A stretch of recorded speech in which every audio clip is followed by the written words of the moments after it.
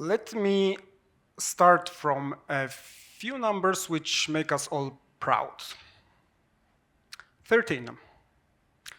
Armenia taking the 13th position on the world's index of the safest countries to travel.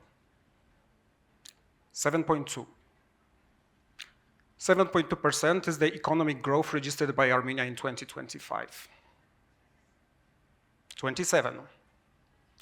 27 months without a single Armenian soldier being killed in border shootings. Now, what if I told you that this safe and prosperous country is also home to 2,400 criminal cases of domestic violence registered in 2025? One of the biggest gender imbalances in the world. 110 boys for 100 girls. And this is because of 80,000 sex-selective abortions performed in the recent decades. Gender pay gap, 40%. No single female mayor appointed until 2018. And until now, no single female regional governor. 46. Armenia at the bottom of the list, taking the 46th position out of 49 countries on the LGBT plus rights index. Now, would you still think of Armenia as a safe and prosperous country? Because I think we can agree, safety is not just about walking safely in the street, and prosperity is not just about following impressive economic statistics. But I want to go further today, because behind these figures, there are people. And behind these people, there is a question about this country, Armenia, which is worth asking out loud. Let me introduce you to Hasmik. Hasmik was abused from the beginning of her marriage, physically, psychologically, economically, by her husband. In May 2013, her husband beat her with a broken chair. She had concussion. A month later, he extinguished a burning cigarette on her arm. He threatened her that he would gouge out her eyes. Hasmik ran away. She was hiding in bushes, in freezing temperatures, in the dark, until her family found her. Police initially refused to intervene. Eventually, her husband was sentenced to 1.5 years in prison, but then released under amnesty. Then he attacked Hasmik again. Police refused to open a new case. It took 10 years. It took a decision of an international court, the European Court of Human Rights in Strasbourg, to say that what happened to Hasmik was wrong. That Hasmik's right to be free from degrading treatment was violated. But this is not just Hasmik's story. Meet one more person, Comak. Comak was a co-owner of a DIY bar in the center of Yerevan, a club where LGBT plus people would come to socialize. One night, her club was set on fire. The attackers went out free. One of the politicians even said that what happened was right and justified. The story went on. Perpetrators were finally sentenced, but then released under amnesty again. Comak suffered a long-time depression. She finally went to Sweden. She received an asylum there. So one could say her perpetrators won, succeeded. Comak was deprived of her own country. Sex-selective abortions, domestic violence, homophobic attacks, different faces, but same storyline. And that storyline has a name. We call it a human rights problem. And while we sometimes tend to think of human rights as a moral luxury or a moral concept, I think it's also a very practical one. Because when a system decides to leave parts of it behind, when it excludes, looks away, it allows talent to emigrate. It allows energy to go unexpressed. So people who could be living here, contributing to the society, are not. And that is not just a loss for them. That is a loss for Armenia. And this is actually what this talk is going to be about. Not about what Armenia is doing wrong, but about the potential that Armenia could unlock if it chose to treat human rights as a safety and prosperity strategy.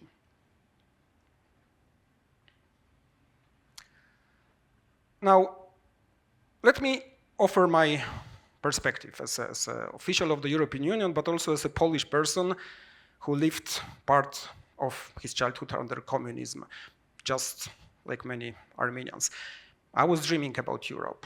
And when I chose to study the EU, what struck me was this: the history of the founding fathers of the EU. Schuman, Spaak, Spinelli. They lived through the two world wars. They saw the worst atrocities that Europe has seen. And then they sat down together and thought, what can we do for this to never happen again? And they designed a strategy. They decided to embed cooperation in economy, starting from coal and steel, but this was never only about coal and steel. That led to common rules, that led to equality, that eventually led to human rights becoming what is today DNA of Europe. They were not idealists, they were pragmatic.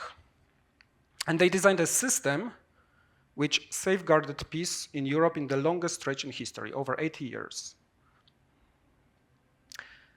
Now, I am not here to preach about Europe. Armenia's path is Armenia's path. But does not Armenia deserve the same? Now that I truly believe so, the days of war are over for Armenia. Does not Armenia deserve to grow safe, prosperous, equal? But is this actually happening? Let's take Nagorno-Karabakh. You know this better than me. One of the deepest wounds in the latest Armenian history. Over 100,000 Karabakh Armenians displaced in 2023. Now I heard many beautiful stories of how they were helped. But I also read reports about the jokes, about how their accent was ridiculed, how they were treated as unwanted competitors on the job market. Or Indian migrant workers. You know that Armenia has recently become a country of emigration. Also, some of your neighbors want to come, live and work in Armenia, and you Armenians know it best. Country of diaspora living in New York, Los Angeles, Beirut, Paris. They want to be treated with respect, with dignity, and rightly so. But now, you know how the story of Indian migrant workers often goes? They talk about being refused at shared lunches, being laughed at in banks, clinics, being refused access to healthcare. So we want dignity abroad. But do we offer it at home?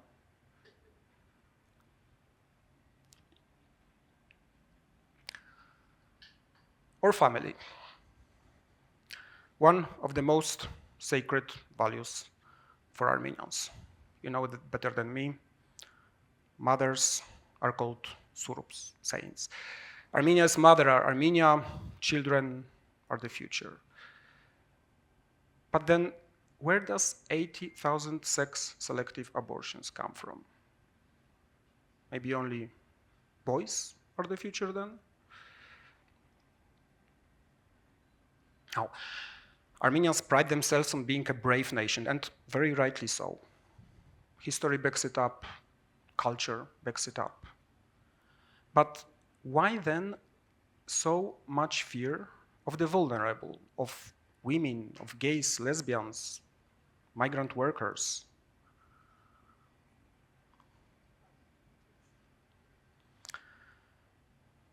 Now, I recently read this set of statistics. 44% of Armenians believe that the European Union wants to impose on Armenia its values, which are apparently contradictory to its religion, history, culture. Does it? Seriously? I remember a story. Minister of Justice, Sârbu Higalian, present here today, once gifted to the EU ambassador a printed copy of Data Stanakirk, an ancient code of Armenian laws coming from the 12th century, addressing fairness, equality before the law, justice. This code inspired the legislation in my country, in Poland, in Georgia, in Armenian diaspora. Last year, it was actually put by UNESCO on the Memory of the World Guide.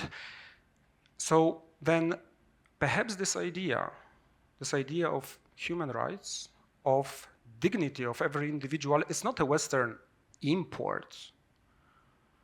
Perhaps this idea of an imposition is not a part of history. This history is rooted on Armenian soil for 800 years. Perhaps it is just a part of the current mindset.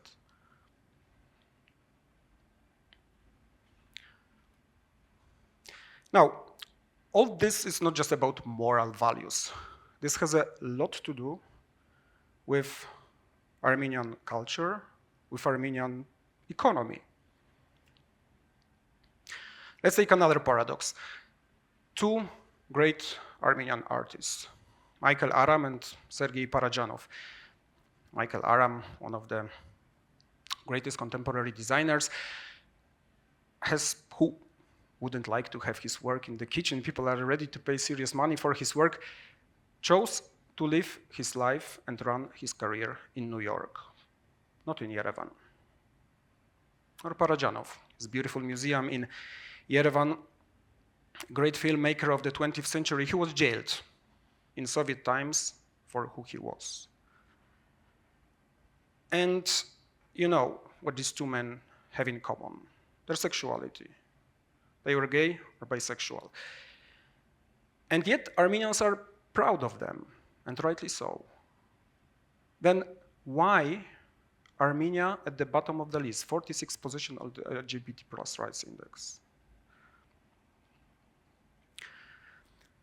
Armenian economists estimate that between 2011 and 2013, almost 6,000 LGBT plus people emigrated for Armenia, and the estimated loss for the national GDP is almost $3 billion US.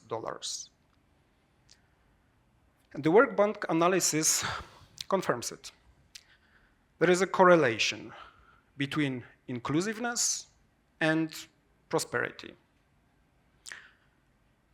So the workplaces where there is discrimination create financial cost. And the chain is clear. Rights build stability. Stability attracts investment. Investment drives innovation, and innovation is a way to prosperity.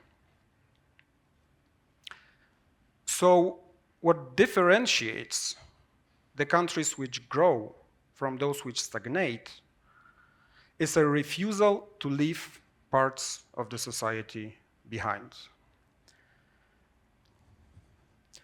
So I ask you, is Armenia a country that will grow or which will stagnate? Because you, Armenian people, hold more power than you think over it. And this power means to care. It means to speak up. You are the brave nation. Words of the Polish Pope John Paul II, which liberated the energy, led to creation of the solidarity movement and actually changed the history of the Eastern Europe, were be not afraid. Fear not. One last point. Research of the Cambridge University. It is not the voice of the vulnerable, of those who suffer most, which matters most.